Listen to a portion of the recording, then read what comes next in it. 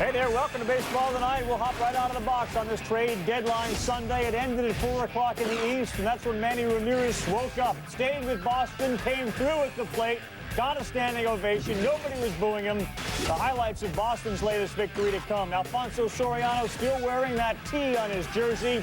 He's a Ranger. He didn't move. Just how serious were they about shipping Soriano somewhere else? Believe it or not, the big deal involved Matt Lawton. He moved, and so did Jody Garrett. Lawton's now a Cub. More news on Chicago's efforts to get Nomar and Kerry Wood back shortly. And Kyle Farnsworth, once a Cub, now a Brave. Atlanta gets him for guys that can throw heat. Named Cologne and Zach Miner will have those deals for you shortly. Florida picked up some bullpen help. The lefty Ron Vallone. The Marlins got him for a couple of minor leaguers. And A.J. Burnett stayed where he is in Florida. Best team in the American League record-wise also made a move. The White Sox improved their bench and got some security in case Joe Creedy's back's banged up. Jeff Blum will play for Chicago the rest of the day and the rest of the way. And a busy day in Cooperstown is Wade Boggs, Ryan Sandberg, Jerry Coleman, and our own Peter Gammons. Find plaques and awards. He had that day working. Pirates and the Braves, speaking of radar guns, John Smoltz is 7-0 in his last 9 starts, and Chris Duffy gets sent to the bench. Bottom 4, Braves down a run. Kelly Johnson sends one to right. Matt Lawton, who had yet to be traded, makes the great catch. See, so after that catch, the Cubs said, we got to go get that guy. And their Pirates were holding their breath when they saw him diving. So were the Cubs. Furcal belts one over the right field wall, 8th of the year, and that ties this game up at 3. Now bottom 7. He's not supposed to be hitting home runs, but he shows he can do it from both sides. 4-3 Atlanta. Well, I said it a long time ago, a month ago, that if this team is going to get on a run, it has to be Rafael Furcal. Chris Reisma picks up the save there. That's why the Pirates traded him. He struck out in the last. Trade him!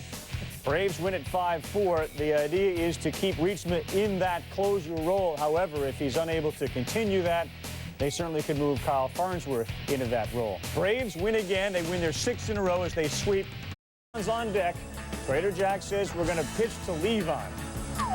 Levon might be a better hitter right now. Might be. Levon's numbers 0 for 13 with men in scoring position, and wouldn't you know it, he delivered.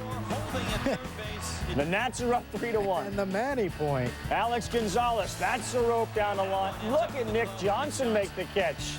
Uh-oh. Hurt. That's a problem. He hurt his foot again. Had that heel injury, which put him on the DL. Frank Robinson and the trainers leave him in. Nick, Rip City. Better with the Nats up. Well, he knew he couldn't run. He knew he couldn't sprint, Carl. So we'll jog around the bases after a 429-foot home run. Save the legs. The Nationals get a win, a much-needed win, and Levon's got to do it. Hey, they've been scuffling. I'm glad they finally won a ball game. Did you not think they were? Well, you know what? The way they were playing. 8 innings, 2 earned runs, a walk, and 5 Ks for Levon. And Harold on the Washington bandwagon. Just helping them out, man. They needed some help, needed some love. Top first, no score. Bags full, 2 out. Jermaine Dye. One of his 2 hits, 3 RBI in this one. Iguchi and Carl Everett score 2-0 Chicago as the Central leaders keep rolling along. Next batter, Joe Creedy. Creedy, good contact, reaches down and gets it down the line for a double. Aaron Rowan and Dye score. Creedy 2 for 5. He's hitting .256. It's 4-0 Chicago. 2 batters later, Juan Uribe. That'll work. Creedy scores. Uribe 3 for 5. He's hitting .247. The White Sox score 5 runs with 2 out in the first. Miguel Tejada not happy because the Orioles lose for the 11th time in 12 games. Freddie Garcia wins his 11th for Chicago. Guitar, he definitely goes to the beat of his own drum. We're back. Shannon Stewart to third. Bill Miller didn't get traded, but he did throw it into right field. Well, that's a tough play. He made a nice play to stop the ball, but to come up and have to throw a strike across the diamond, difficult play to finish. Twins up 3-2. Ford, Gabe Kapler, look out. Oh, what a catch out there. That's a Web Gem nominee. Come on, it's not a Web Gem. What an outstanding play by Kapler. Pretty athletic play right there. Very athletic play. I thought he made a bad decision, but he didn't. Made up for it with athleticism. Explaining to Manny when he, look out, explaining to Manny when he may go in and why he's still wearing the Boston on his jersey. Timlin in there, and he made Terry Tiffey look bad. He got out of a jam, so it's 3-3. And they're starting to think about Manny. There's Boomer Wells having some fun with him, and then Manny came up.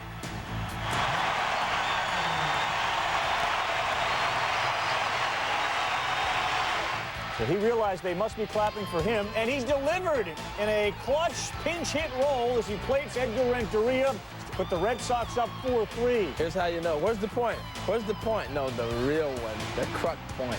Yeah. There it is. He's back. And then Kurt Schilling comes on to try to close it. Manny eating peanuts. He actually did the wave at one point during the 9th inning, and a hard shot to third base. But the Red Sox, all things feeling pretty good at Fenway. No big deals, but they do get a win. They are now 14 games over 500.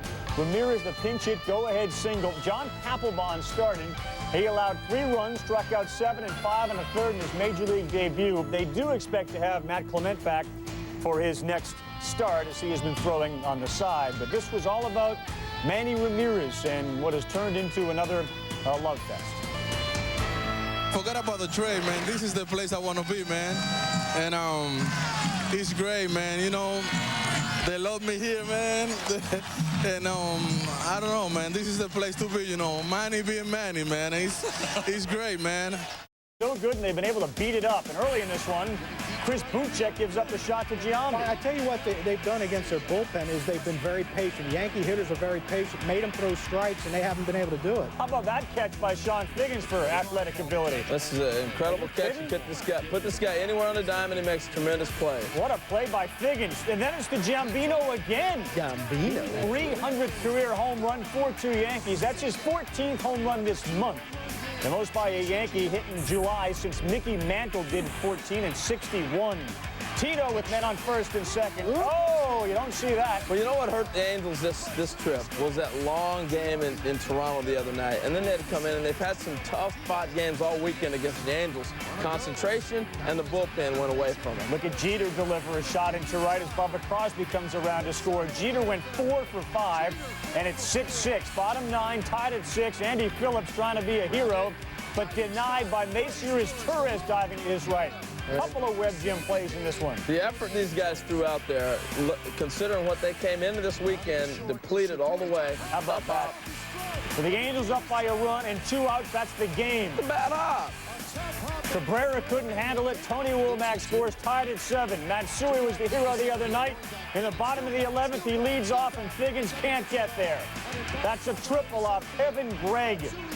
So here we are with the bullpen. Sosa brings everyone in. He's got 5 infielders. Figgins needed an infield glove. He's your 5th infielder.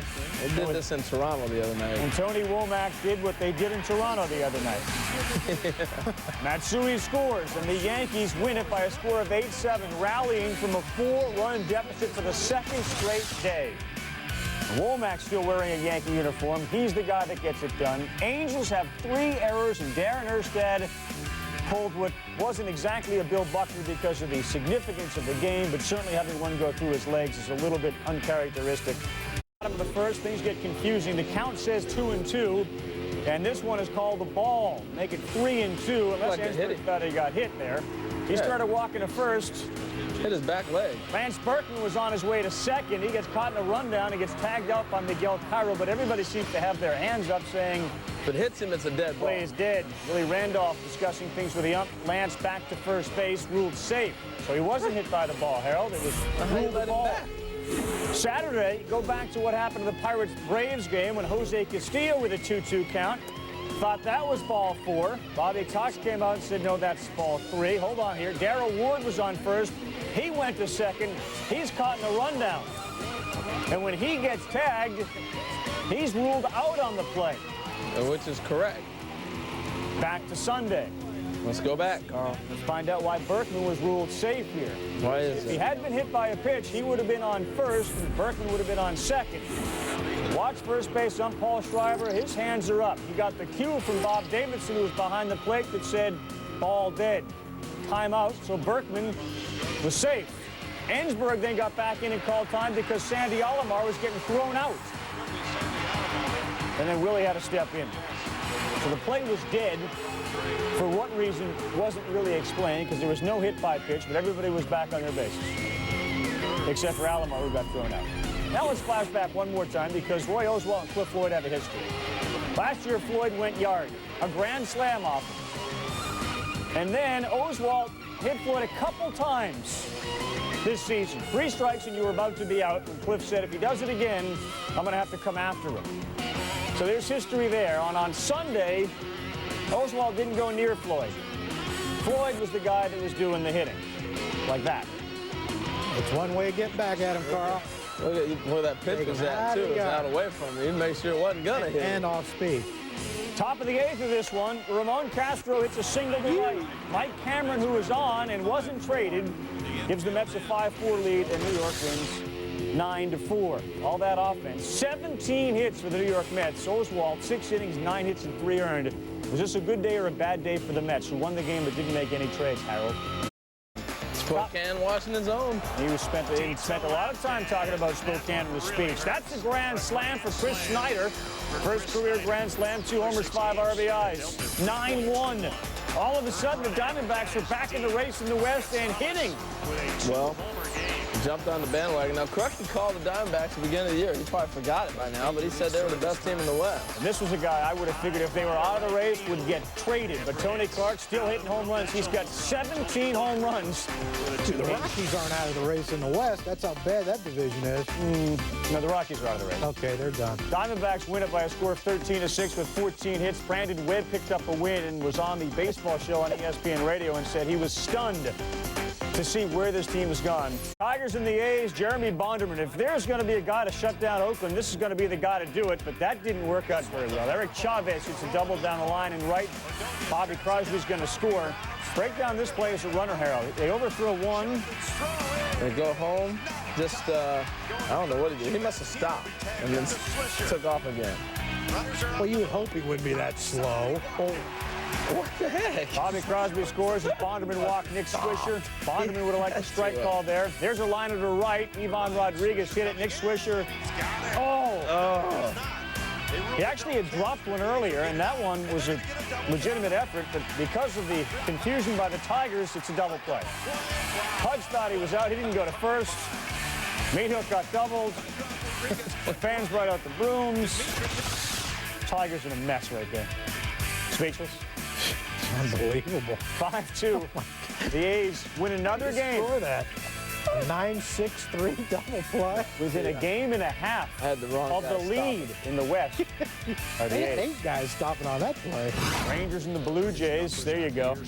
Dog day at the Skydome. There were 277 little dogs on hand. Most We brought the Hound Diggity Dog. We have the Hounder here with us. Reed Johnson's dog trying to make a catch from the opening pitch. That didn't work. And Gustavo Chacin didn't bring his dog, but he was cranking out a good pitching performance. They're swinging. He was the dog. Michael Young went. Next batter's Mark Teixeira. Fishing. He struck out the side in the first. Clearly a dog lover. Phil Nevin making his Rangers debut as the DH. Casey Mister traded for Chan-Ho Park. Nevin went 0 for 4. He said he had to keep checking the front of the uniform. Make sure he was actually in Texas and wearing a Texas uniform. He was in Toronto, but he is a Ranger. Vernon Wells went yard. 21st of the year, it's 2-zip. We'll see where he could get confused. He could certainly get confused. San Diego to Texas, flight. Toronto. Reed Johnson hits a solo shot. Lo and behold, the Blue Jays go on and win by a score of 5-1. That was letting the dog out right there. Yeah, the old dog hunting there. Texas a winner, loser, I should say. Every Blue Jay starter had a hit except Frank Menechino. And Chacin wins his 5th straight start as the Blue Jays salvage the series finale. He's right out of there. Ryan Friel, look out, home, stolen out. Changes motion just in time to get there. That was close. Woo! I don't know. That was close. Inning ends with no runs. Top 2 zeros. Willie Moe. The Reds kept Griffey, Kearns, Dunn, and Willie Moe. Look at Daney. Oh! It's a great effort. Reds take a 1-0 lead. Pena's 13th of the year. Rich Aurelia goes monster shot on us. Wow. How about 3rd level? Holy moly. Man. That's huge in that yard. The Reds win huge. The final score is 7-1. It's rare you see a ball go up there. By the way, the Padres free fall. Dallas Perez in the 4th walked 2 men on and gave one up to Mark Grudzielanek. A 3-run shot. And the Cardinals had a 3-0 lead with Grudzielanek at 6th. He's worked out great in St. Louis, man. He's put some nice offense and played solid D. Then balls and walks killed Mark Mulder. Deanna Rivera gets walked to load him up. 5 walks on the day for the usually reliable Mulder. He got yanked. Al Reyes. Woo, good job. Cardinals still up by 1. We'll go to the 8th inning. It's a 5-2 game. Ray King, Ricky Leday. You can't go there. 4th of the year. Tied that game up at 5-all. Much to the delight of those Dodger fans. Bottom 9, same score, 1 out loaded. Cal Eldridge to Olmedo signs. Get through there. Oh, Not helping. look at Cruz turn it 2 again. Pujols all excited. He wants to win, Carl. Yeah, he does. Hopefully someone will soon. Cardinals and Dodgers are tied 5-5 as they get into the 11th inning. Only 4 games on Monday, so they have some time here to finish this one up. 1 out, 1 on. Jim Edmonds facing Wilson Alvarez. Booyah! Jim Edmonds, it was supposed to be an off day. Instead, his 20th home run of the year, 3rd in the last 4 games. Cardinals win 7-5 in 11 innings. Linda, I got an idea. We've never done this. How about we do like the top 10 plays of the week? How about do this? All right. This is a good idea. Number 10, Rangers-Orioles. Miguel Tejada, diving grab, flips to Brian Roberts for the double play. Peep it again, Tejada, the 2002 MVP, Illin. Number 9, NHRA Pro Stock Motorcycle. Andrew Hines setting the world record, finishing in a time of 6.968 seconds. Speed of 193.27 miles per hour. Impressive stuff for Andrew. Talk about impressive. Number 8, in Connecticut, Bill Capon Jr., a new world record, doing 104 backhanded push-ups in a minute. 104. And then at the end, he's like, Number 7, U.S. Senior Open first round. That is Curtis Strange on 13. His tee shot, he's going to love it. Curtis ends up with a nice roll right in the bottom of the cup for an ace, but Strange would end up missing the cut. It's all about moments, though. Number 6, Giants Brewers, line drive. Check out the ball boy. The ball boy, by the way, is a 14-time ball boy gold glover, a category they don't really have. I made it up. You have the power. Number 5, Rangers A's, Bobby Crosby. Crosby, over the shoulder catch. Pulling like a Derek Jeter. We've seen Derek Jeter do those kind of things. Amazing catch for the Oakland A's stud. Number 4, Giants Cubbies, Greg Maddux reaches the career milestone. 2-2, struck him out looking. There it is. Congratulations to Greg Maddux. On Vizquel looking for number 3,000. Number 3, Diamondbacks Cubs, Jody Garrett on D. Garrett, great catch, and later he'd be rewarded by getting traded to the Pirates for Matt Lawton. Yeah, good catch though by Jody. Number 2, Thursday on ESPN City Slam, they call him Skywalker. Leaps over a 5-foot pole to rock the crib and then jumps over 5 of his boys. Are you kidding me? Is his first name Kenny? Number 1, Angels Yankees, Sean Figgins. Figgins, Robin Bernie Williams laying out to make the grab. You need to see this at least twice more. See, Stu, I have the power. Great catch. Did you go into the editing room? Not really, but I instructed them well and they pulled it out. But the Angels couldn't pull out the victory.